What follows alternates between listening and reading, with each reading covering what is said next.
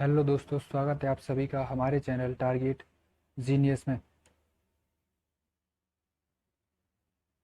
चलिए शुरू करते हैं आज के इस लेक्चर को। यदि आप भी जीके पढ़ना पसंद करते हैं तो आपके लिए ये लेक्चर बहुत इंपॉर्टेंट होने वाला है।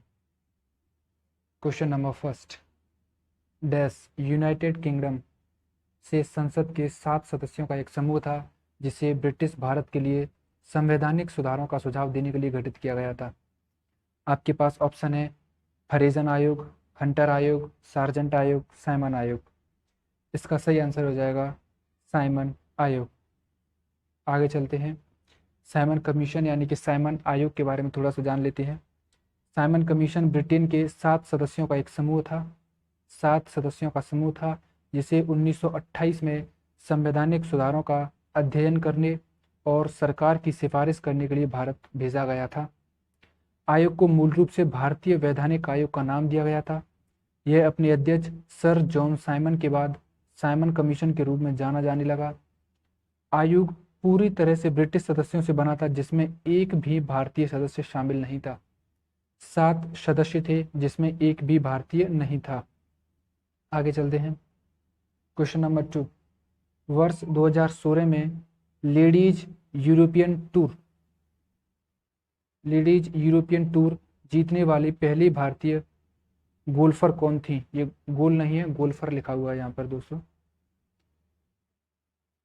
गोल्फर कौन थी? आपके पास ऑप्शन है गुरसिमर बड़वाल, दीक्षा डागर, अदिति अशोक, वानी कपूर। इसका सही आंसर हो जाएगा Aditi Ashok. Ladies European tour यानी कि LET जीतने वाली पहली भारतीय गोल्फर थी अदिति अशोक। आगे चलते हैं।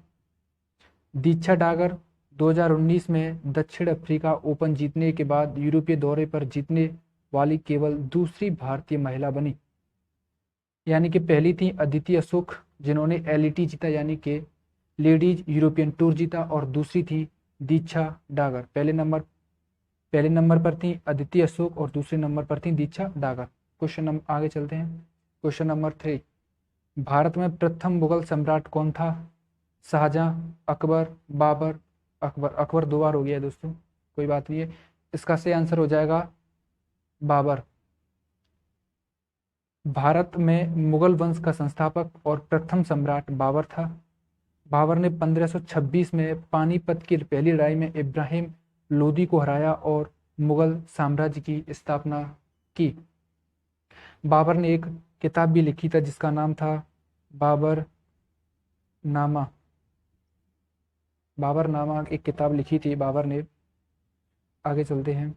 भारत की सबसे लंबी नदी कौन सी है? आपके पास ऑप्शन है कावेरी, गोदावरी, ब्रह्मपुत्र, गंगा।